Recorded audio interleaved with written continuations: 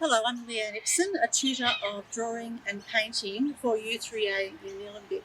And we've decided to make a demonstration on how to do acrylic painting so that people can enjoy that online, seeing we can't meet in the time of COVID-19.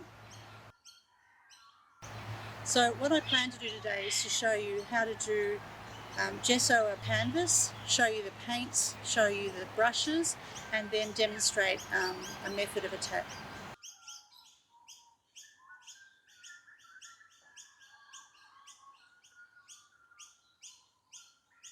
It's a white substance, much like white paint, but it gives a lovely tooth to the canvas for the painting.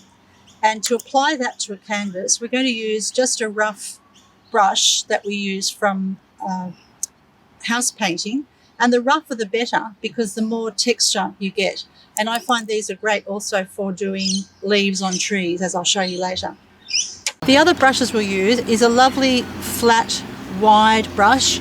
You can also use a house brush again, like similar to this, but although it's a flat wide and it's probably an inch to an inch and a half wide, I like to start with that and apply quite a lot of paint for background, for sky, and to cover the canvas as quickly as possible. You can then have gradating smaller down to these sizes. A second style, though, of paintbrush is the fan brush. It can get a lovely effect with grasses and foliage, but you don't want to repeat the brush strokes too regularly, else it looks unrealistic. The third style of brush is a rigger, and there can be longer brush fibres even than that, and that's for doing much finer work towards the end of the painting, for long, fine brush strokes. In addition, you can use a palette knife. A lot of painters use that for mixing paints to begin with, but you can apply paint directly and almost like a spatula.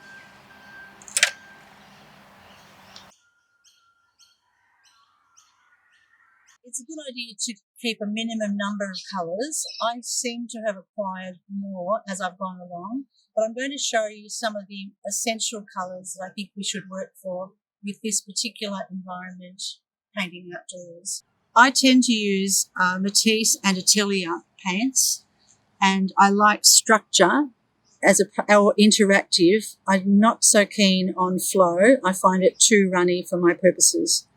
The first colour that I suggest you use a lot of, and probably could get a bigger container of, is titanium white.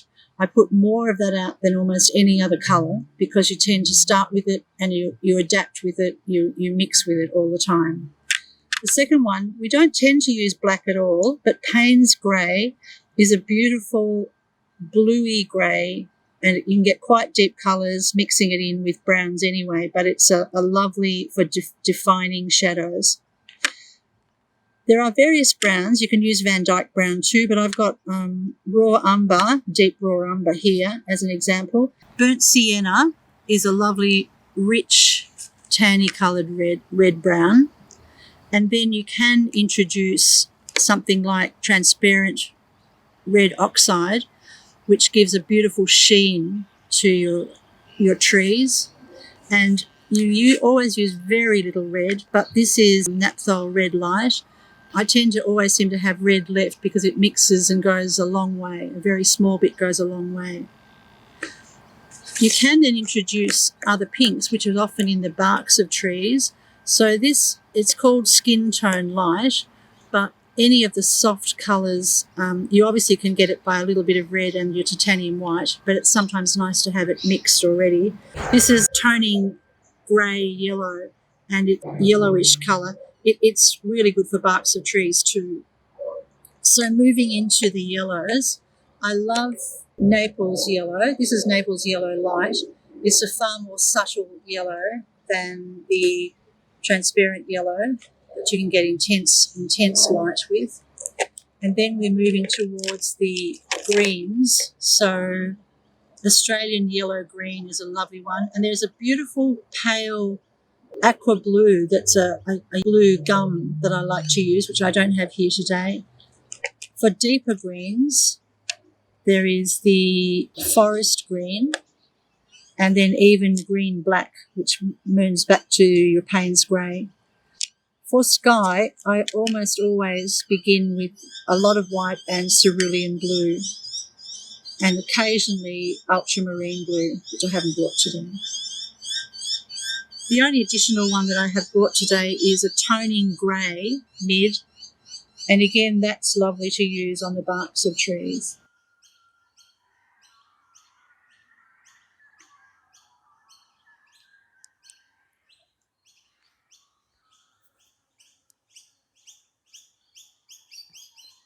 If you're working at home, you can use a great big white palette because you can see the colours and you've got space for mixing.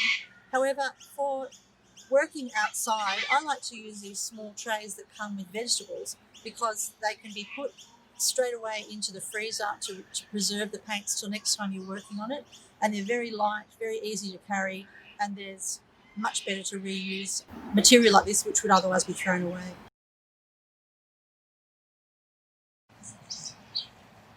Always bring water with you, but then bring a supply of water because you can't guarantee that there'll be taps available wherever you decide to paint en plein air. I've made this container for my brushes.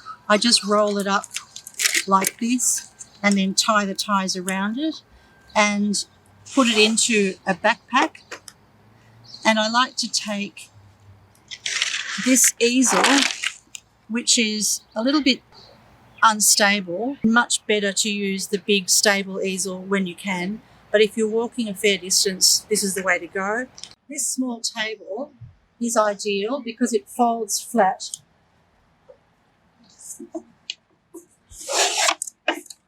and can just be carried quickly under your arm with your canvas.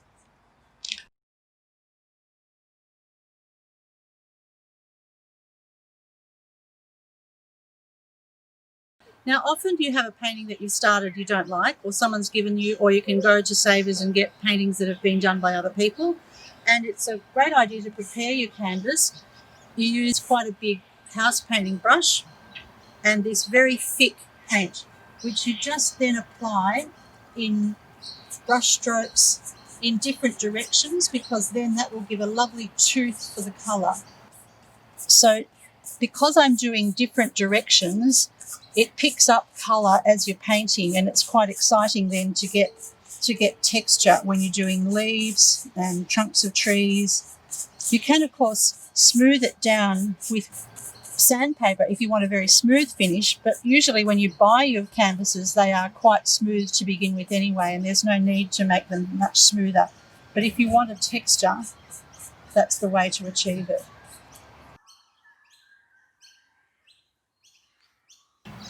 Because we live in Eltham, we're so lucky to have Di Bullen and her Victorian Artist Suppliers shop right here. It's such a good idea to support her and her local support of us.